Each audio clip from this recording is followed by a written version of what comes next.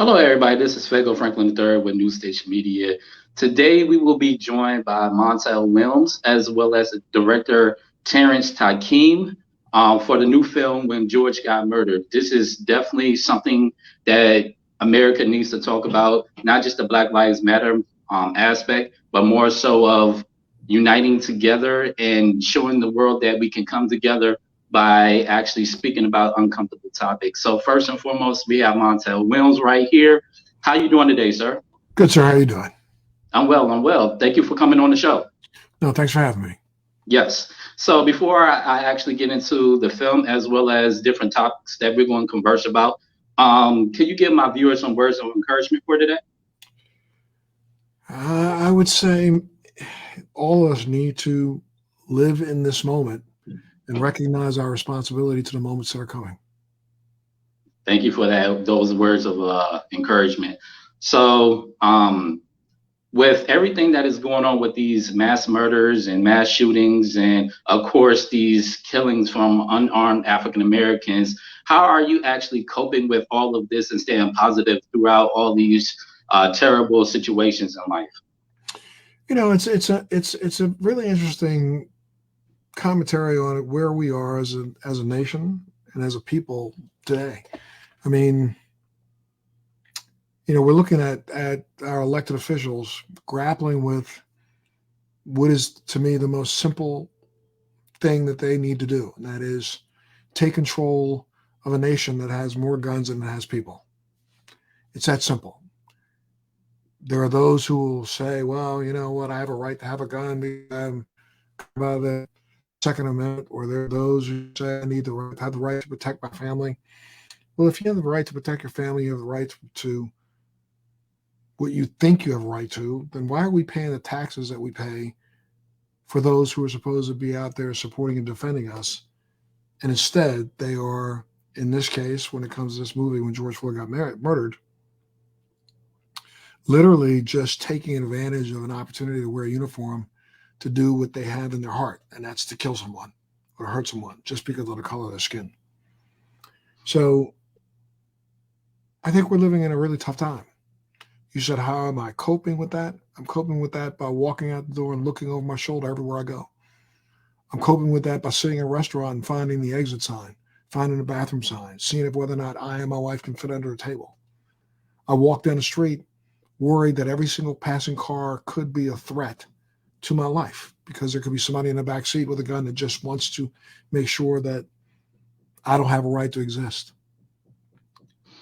That's a really, really, really sad commentary to living when we're supposed to be living, trying to figure out if we can thrive, see if we can have some impact on our society, see if we can have some impact on a society's future. But instead, I'm living to see if I can just survive the next 5 minutes. Mm. Tough. So I know this been one of the topics that a lot of people are talking about. Black Lives Matter. Now you have been in the media field for some time. Could you explain to my viewers about the obstacles that you had to overcome with your journey with being in the field, as well as what you're going through right now? Oh, I think, for anybody who thinks that, life is easy in the media industry to be an African American, just take a look at television today. Look at it. Look at all of your news programs. And yeah, there may be a few morning shows that have a few token African Americans on them. But when you look at the representation of people of color throughout our media, that should say it all. It's not an easy journey. You take a look at the fact that, I did a show for 17 years. I was invited into living rooms all over the world. But other than Terrance, who directed this film, I can't get arrested in Hollywood.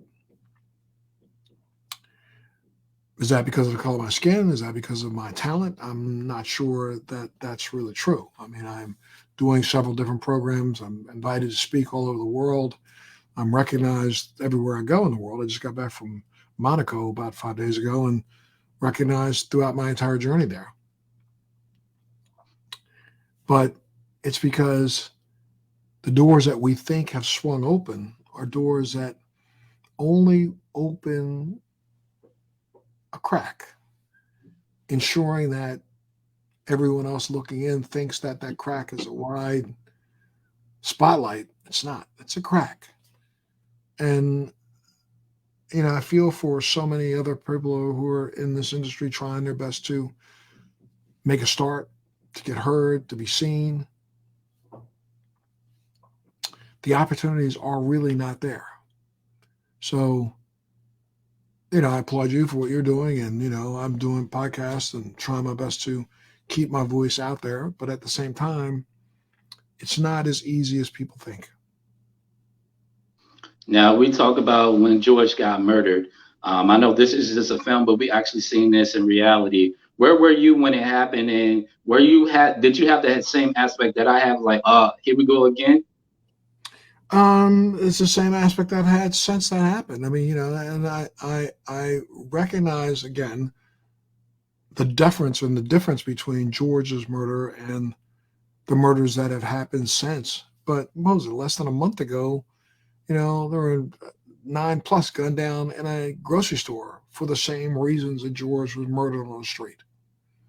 And yes, there were some children that were killed in an elementary school, but since that death, there's been over 50 murders and gun violent murders in this country.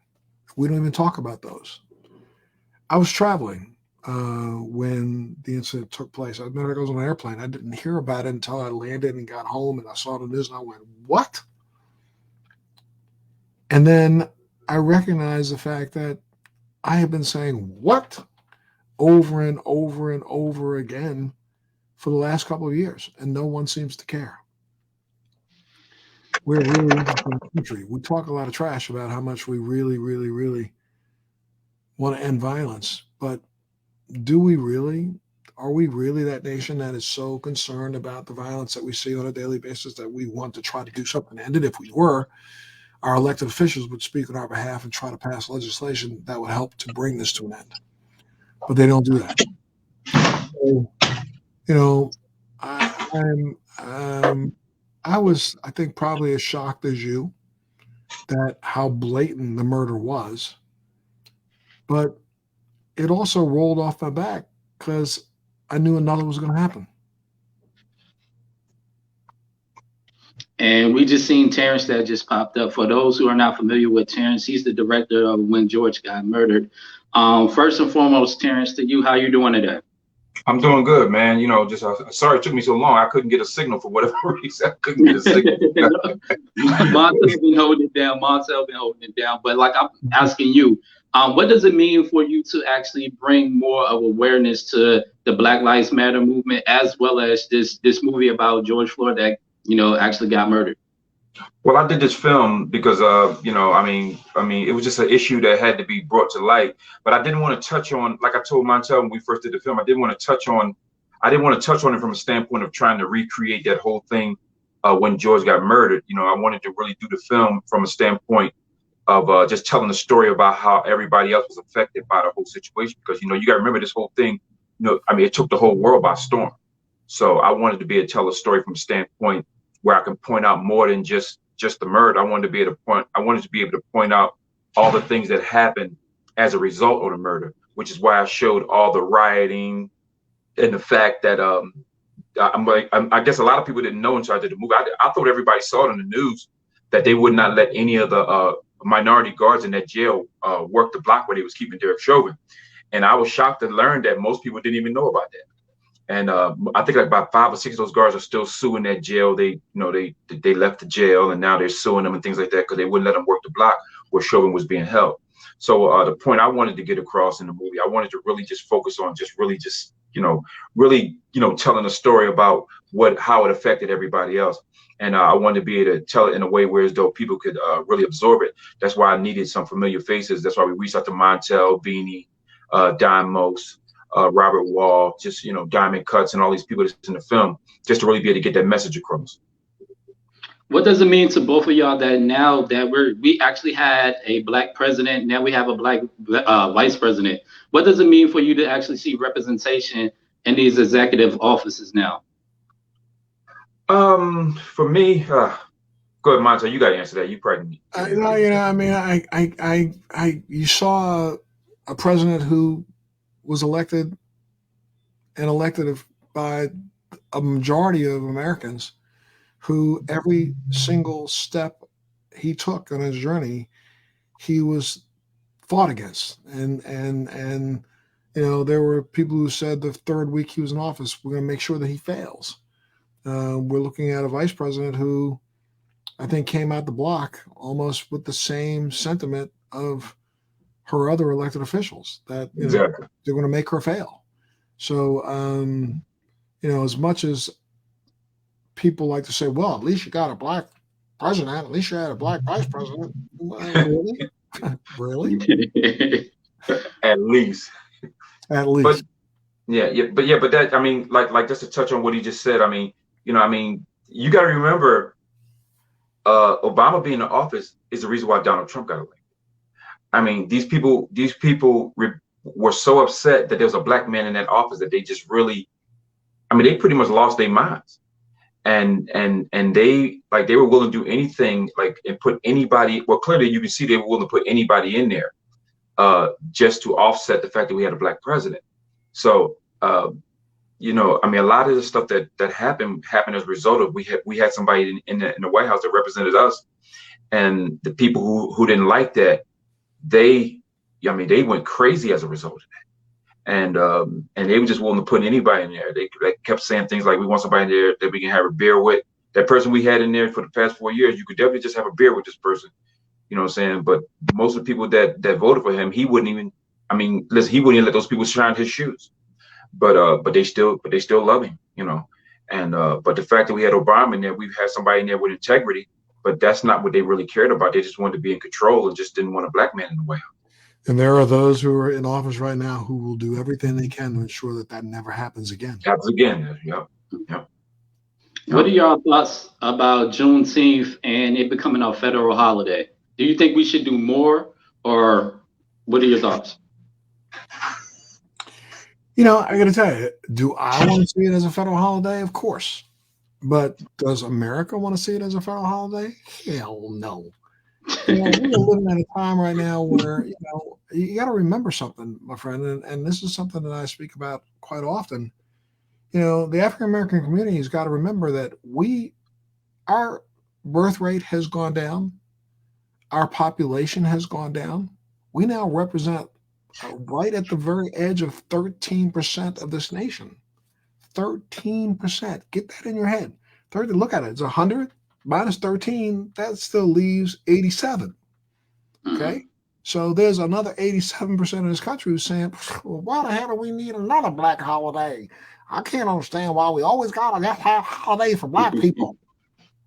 Right there alone, that will be part of the reason and the pushback against it. And that'll be part of the reason why it'll never happen. Because, you look at the national dialogue going on about, critical race theory, about telling the truth about our past. We're living in a country that wants to ignore the fact that for the first 200 years of its existence, it legally allowed for the murder, the enslavement, the rape, the degradation of an entire race of people just because of the color of their skin. And now we're living in a time when these people want to forget that happened. That really didn't happen. That they were just part of, the building blocks of America. Really? So, do I think that Juneteenth should be a national holiday? Of course. But I would be just as proud to know that we, the 13%, acknowledge it as our holiday. Now, when we talk about our holiday and coming together, what do we need to do as a culture to actually take away colorism and actually unite together? Hey, Montel, before you answer that, now you just heard exactly why I picked Montel to speak on these subject matter, because the way he just laid it out was perfect. Go ahead, Montel. You can answer this question. No, I would just say you just said it twice there, Fago. You said Fago. You said it 2 times. Together. When are we going to figure out that we need to come together? You know, the whole bucket crab thing is over. Should have been over 40 right. years ago. Still isn't Mhm. over today. Yep. We have as many African Americans today who, anywhere in the business world and the media world and every single aspect of advancement, are trying their best to reach up and pull another brother down Yep. rather than shore us up. So when we finally recognize that, whether you were the one by the door or the one that stayed in the house, we've never been considered anything other than them. So why Mhm. don't the them of us get together and recognize that it's going to take all of us? It's going to be the rising tide that lifts all boats.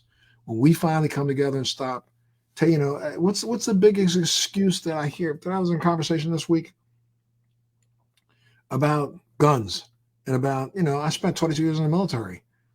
I was a gun owner myself. I've given away my guns now.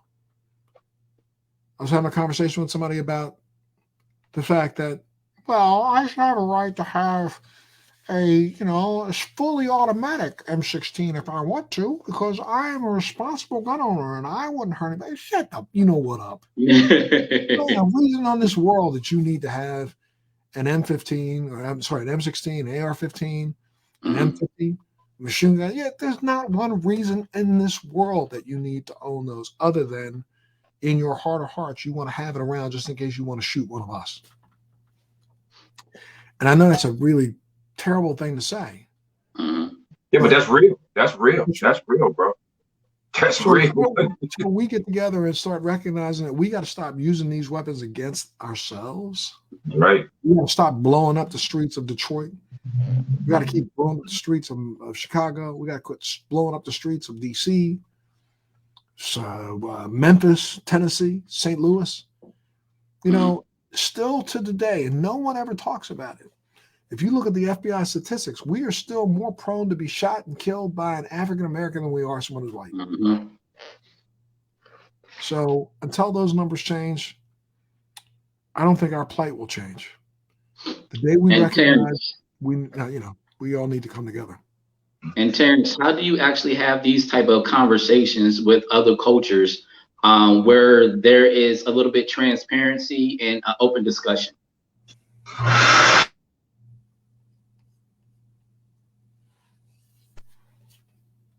Let me say this, right?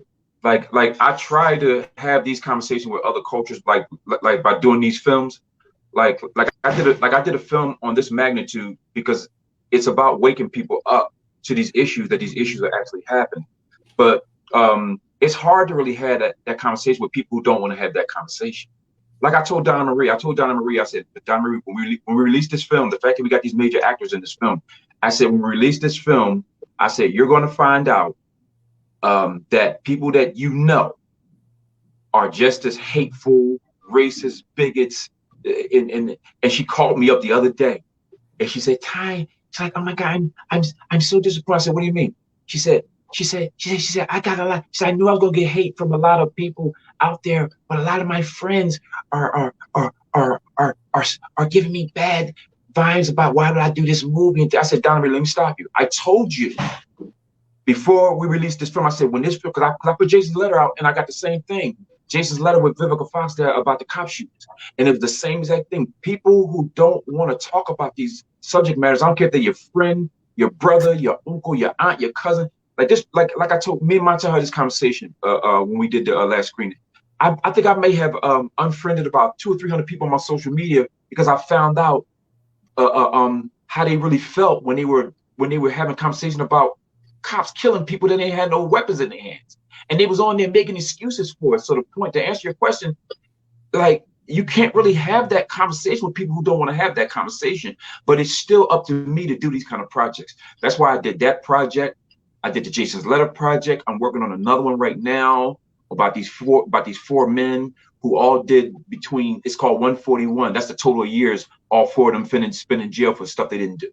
And they had them locked up for shit they didn't do. And in a couple of their cases, they knew they didn't do these things. And they still let these guys languish in jail. So to answer your question, I'm going to keep putting these kind of films and projects out no matter what. But I know that most people don't want to have this conversation. People of other nationalities, and it's mainly those of other nationalities that don't want to have this conversation. I mean, you know, the truth hurts. I mean, that's been a saying for a long time, but that's real. The truth hurt these people, and they don't want to hear it. I mean, right now you got a whole news network right now that's just sit there telling nothing but lies all day, and the people love it because they don't want to go hear the truth anywhere, so they're gonna watch this one network that's gonna keep telling them what they want to hear. And my last question for you, I understand you do all these type of films. Does it trigger you? And how do you explain to our culture that, hey, this is something that I'm trying to get out without them being triggered and them having any negative comments towards what you're doing because they see this in everyday life? Well, I can't, you know, I mean, see, one thing I do realize, Fago, is this. I know that there's an audience out there for what I do, and it's a huge audience that's out there for what I do. I'm geared it towards them, but I also want to try to wake people up who want to be awakened. You see what I'm saying? But like we're living in a situation now where a lot of people don't want to be awakened, and the sad part about it, to answer your question, a lot of them look like you, me, and Montel. That's the sad part about it. They just don't want to be awakened, man. They're cool with being, you know, with the twerking and shaking their ass and going out and having fun and drinking and smoking, and you're popping mollies and drinking lick syrup, and they cool with all of that. They don't want the truth, but what's going to happen is that the truth is going to smack them in the face, man. They're not going to be able to get away from it because this thing, like this thing is real, man. I mean, I don't know if they're watching it, but we're on a collision course with some crazy stuff right now. I mean, they don't even want to pass simple like a gun law to stop an 18-year-old going to buy a gun. So, I mean, that you nailed it there, Terrance. I mean, we're living in a time when, you know, before we wake up, like a freight train, it's going to come down the track and roll over us. Ain't nothing we're going to be able to do about it. We're going to be able to do about it. We're not awake enough. You know, we keep talking about this phrase, woke, being woke. There's no wokeness in our community. Right. We're still sleeping. And until we wake up, you know, I feel like, you know, we have never seen what's about to happen. Yeah. It's scary, but it's real. It's scary. So I mean, I know it's your last question, but let me say this. I mean, it's really scary to the point where as though I still can't stop trying to put out projects with these messages. I can't. I just refuse, because like people know that my main subject matters are social justice and the abuse of women and children. The next film I have coming out is called Abused Again with James Russo, Stephen Baldwin. All of my films are always attached. Angie Stone is in the film. I always attach names and faces to bring people to it. That's why I reached out to Montel and the other people that I have, because you have to bring, like with these subject matters, you have to involve people that they recognize, the names that they know, for them to even pay attention. Because for the most part, there was a lot of movies out before mine that you didn't even know was out, because they didn't, guess why? About the same subject matter. And you know why? Because they didn't have nobody in the film that people recognize. Exactly. So where can my viewers actually find your film and your social media handles? Oh, I'm on the film right now is on Amazon. It's on all the Amazon platforms. If I'm not mistaken, I think it should be on Apple TV in the next 2 weeks or so, and then we'll confirm the other networks as we go. But it's going to be streamed on a bunch of different platforms. But you can find me on my IG is Terrance Tykeem, on Instagram. My same thing, Facebook, Terrance Tykeem, TikTok, Terrance Tykeem. You can find me there, and I'm always looking for new projects and new stories to and ideas. So please, if you got stories and ideas, send them to me. And I'm always looking to do new stuff, and just look for my next projects that are coming out, all on either social justice or the abuse of women and children. That's what I champion. And yourself, Montel? We already know who you are. I'm on all the platforms. You can find me very easily. I'm on all platforms. I have a podcast that's out that's called Blessed Just Be Blunt, and another one is called Free Thinking with Montel. That I have a fairly decent following on, so you can go up and take a look at them. Both of them had their own impact socially, and just like Terrance, I am working on issues that affect us all. Everything from, you know, PTSD to mental health to reforming some of these draconian cannabis laws that affect mostly us. You know, I'm out there and trying my best. I also do a show, you know, that is on Lifetime. It's called Military Makeover, and another one's called Military Makeover Operation Career. And I just started another one that's called, so sorry. My brain just slipped. So I'm working on several projects. You can find me on Lifetime and just, go on up and get it. And that will conclude everything. I definitely thank y'all for joining me. Y'all can also reach me on my social media handles, which is Fago Franklin III, newstitchmedia.com. You can YouTube me, Fago Franklin III, as well as just check out everything I'm doing on TikTok with New Stitch Media. Thank you again for joining me for this, definite conversation that needs to be had. I appreciate it so much, sir. Thank you. Yes, You're sir. more than All right, everybody have a blessed one. Yes, sir.